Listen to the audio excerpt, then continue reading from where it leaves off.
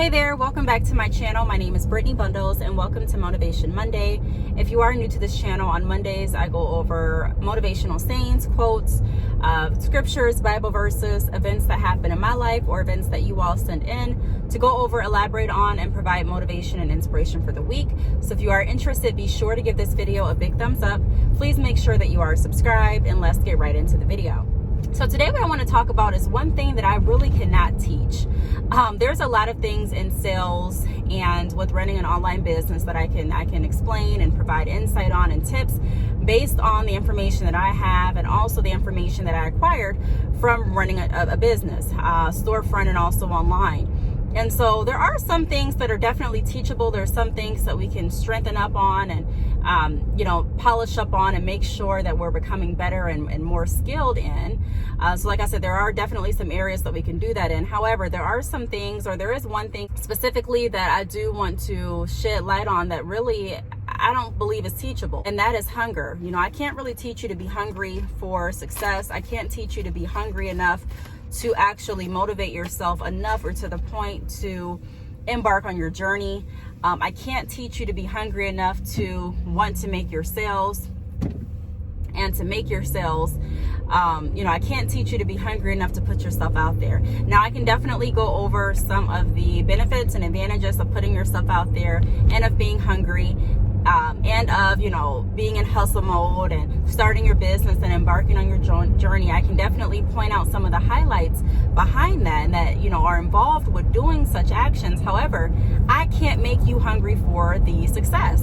A lot of people want the benefits of actually starting a business. They want the benefits and fruits of being an entrepreneur. They want the benefits of, taking a step out on faith. However, they don't want to actually do the work. They're not hungry enough to do the work. They don't really see a reason that's going to motivate them enough to actually get started.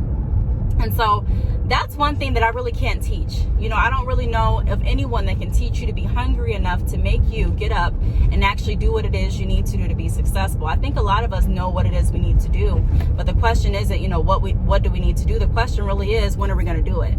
And so we kind of get into a delay mode, where we just keep pushing it off and making up different excuses and reasons as to why we can't embark on this entrepreneurial journey. And a lot of times we make excuses.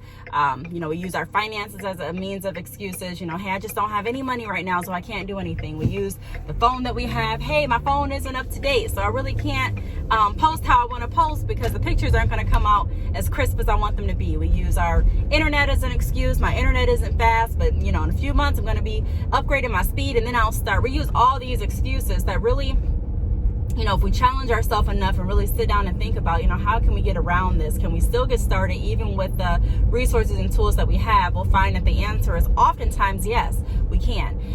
So that's one thing that I always say, I can't really teach that. I can't teach you to be hungry. I can't teach you to be motivated. I can't teach you to want to do good in life. I can't do that. That has to be something that starts from within. However, I'm more than happy to shed light on the tools and resources that I have that have helped me, through experiences and through, story times and, through different videos that I do and different presentations to help loosen up on some of the skill sets that are definitely fundamental in sales and any sales practice or any sales role that you acquire, whether it's a business of your own or whether you're working for someone else. And so I'm going to be going over in this video some things that I can teach, some things that definitely can be taught, and some things that are going to help anyone that's in sales or that's in business for themselves. So the first thing that I want to go over is listening, showing empathy and being understanding. So listening is always a key set in business. I don't care, like I said, what industry you're in, what you're selling, whether you're selling cable TV, whether you're selling tennis shoes, whether you're selling a product, whether you're selling a service, definitely listening to what your customers and your supporters are saying is definitely going to help you get further, because I think a lot of times we don't really take a moment to realize that the best salesmen are people that find solutions to the problem. And if you don't know what the problem is because you haven't been listening, or you assume that you know the problem to everyone's, life without even asking questions or even listening, that's always going to, or 99% of the time, it's going to lead you down a path that's not going to be successful for you or your customer. So listening is definitely key. That's one of my biggest my biggest tools when it comes to selling anything. I don't really consider myself a salesman. I've said this in a lot of videos. I definitely consider myself a problem solver. I consider myself someone to be able to recommend the best solution for your specific needs. And in order to do that, like I mentioned, you do have to listen. So if any of you are out there and you have a business and you are considering to yourself, you know, hey, what can I do to just sharpen up? What can I do to help increase my sales? I would definitely put an emphasis on listening. Now, when you are working an online business, you may be saying to yourself, I don't really talk to customers to listen, but any avenue of communication that you have, you still want to listen, you still want to read. If someone is emailing me, I still want to take a look and break down the email to see exactly what they're requesting.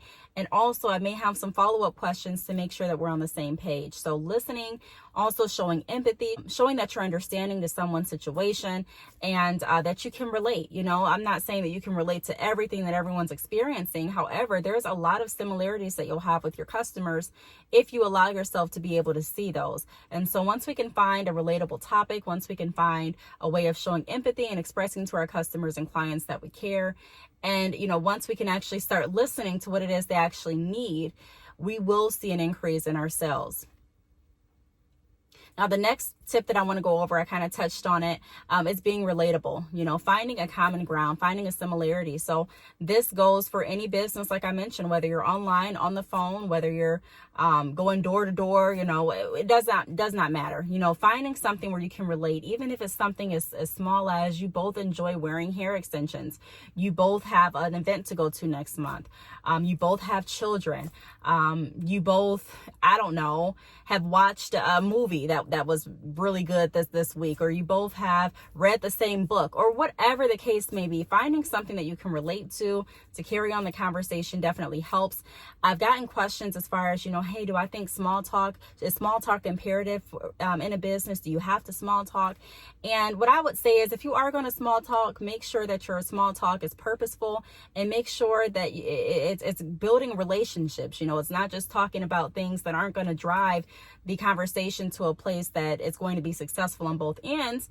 You know, you don't just want to have just dead air and just topics that really, like I said, have no purpose. And it's like, why? You know, why are you talking about this? And so even when I used to work in the call center, sometimes I would look over and I would hear people talking about things, and it's just like, okay, I'm eager to see how this is going to evolve into you actually helping the customer and solving their need, and then also you getting a sale from you solving their need. I'm interested in seeing how that's going to happen. And if it doesn't happen, if it doesn't lead up to that, it's like, what were you talking about for 10-15 minutes? Everything should be leading up to solving your customers' needs with a product or service that you have available to offer. And so that shows your customer that you're respecting their time. It shows your customer that you actually care enough to stick on topic about what it is they came to you for. And it's also respecting your business by actually working while you're still building relationships. So find a common ground where you can be relatable. People feel more comfortable working with someone that they can relate to. Like I said, you don't have to act like you're someone. You don't have to fake it till you make it. However, you do still want to make sure that you are finding a common ground and kind of building on that. Now, the third tip that I have is learn to read body language and listen to tone. So a lot of times, you know, even me, when I'm working, whether it be for my own business or if I'm working for another company, I still like to pick up on different body language cues and signs. And I also like to listen to tone. A lot of times people can tell you can kind of tell how people feel based on the tone of the conversation. Even if it's via email, you can kind of look at the tone. You can kind of hear, I don't want to say you can hear it, but you can kind of read the tone and get a feel for the body and the spirit and the feeling of the email, you know, if you know what I mean. And so it doesn't, now when you email and when you text, a lot of things can be taken out of context, but you want to know that ahead of time before reading any email and not prejudge the email to think that it's automatically negative. What I try to do is try to read the email in a few different tones to see, you know, which one kind of makes the most sense.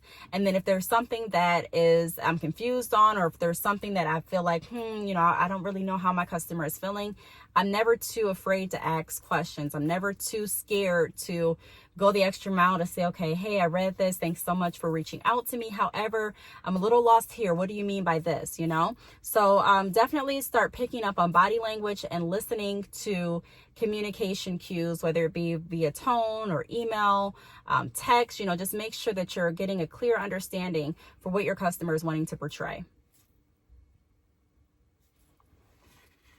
Now, the next tip that I have is confidence.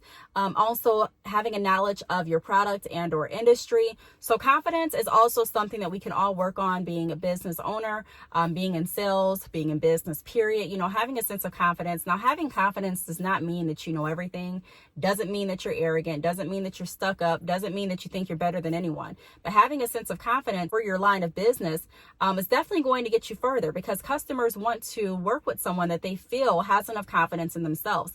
If I go into a place of business and I can tell working with this representative that they're not confident, I'm thinking in my mind, if you're not even confident enough to sell the product, then I'm not confident enough to buy it. If you don't believe in the product, if you don't believe in your service, if you don't believe in this company, why should I? This is a place that you work for. This is a place that you build. This is the place that you created. This is your dream. So if I can't pick up on your confidence or your excitement, you know, how can I really move forward in the purchasing process? And so a lot of times we lack confidence. And so that we have to go back to the drawing board and figure out, like I said in a lot of videos, what it is we're passionate about. Are we doing things that align with our passion? Are we doing things that are purposeful? Are we doing something that we genuinely feel can help other people? And if all the answers to those questions are yes, then why are we not confident? You know, hold your head up high, make eye contact, be able to speak in a way that portrays and delivers the message and the purpose of your business. And, you know, familiarize yourself on the products of your policies, of your procedures, of the services that you offer. Now, again, like I say in a lot of videos, being confident does not mean that you know everything. You know, everyone's still always learning. We're always learning if you allow yourself to learn, and that's a beautiful thing. However, you still want to have some knowledge, enough knowledge to be able to sell the product or service that you're offering to others. You have to keep in mind that, yes, you know a lot of us, you know, we know a lot about the industry that we're in. However, you know, that's not where the ball stops. It's our job to transfer the information that we know over to our customers without overloading them, without making them feel overwhelmed, and in a way that relates to what it is they're seeking. And then the fifth tip that I have is be able to identify the need or want and offer the right service and or product or solution. So part of sales, a huge part of sales is being able, like I mentioned in the beginning of the video, being able to listen to what the problem or concern is and actually finding the right solution for that client's needs. That's why listening is so important, because ultimately our job is to find a solution based on our client's needs. That's really all that sales is. All that sales is really being able to listen and be familiar enough with your products and or your service to be able to form together a recommendation that is going to fit your specific client's situation and also needs and or wants. So really I wanted to make this video to let you all know that having the hunger to get started and having the hunger to go ahead with your dreams and to actually build your business and to do what it is you know needs to be done to be financially stable with multiple streams set up for an income source or pathway for you and your family is ultimately something that I really can't teach. It's something that I really can't, make you do. You know, I can definitely, like I said, I went through some tools that we all can learn to sprucing up with to help increase sales no matter what industry we're in. However, you know, the hunger and the drive to want to actually get started, the hunger and the drive to actually want better in life, the hunger and the drive to actually do what it is you need to do, like I mentioned, to actually be successful is something that you have to dig deep inside of and pull out. So if you have any questions, feel free to leave them down below. Thank you so much for watching, and I will see you all in my next video. Bye.